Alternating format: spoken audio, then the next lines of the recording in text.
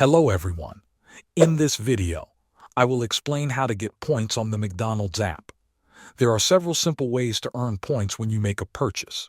The easiest way is using mobile ordering. When you place an order through the app, your points are automatically added after your payment is completed. You do not need to do anything extra for this method.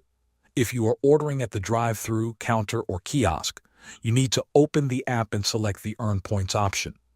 The app will show a 4-digit code.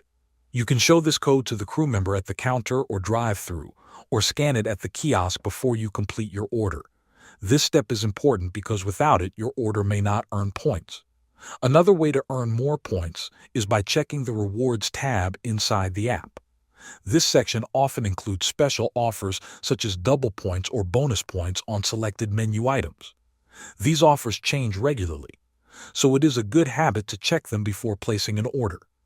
If you are a new user, you may also receive a first-time bonus after your first purchase. This bonus is usually a large amount of points that can often be used for a free item right away. That is everything you need to know to start collecting points easily. Thanks for watching.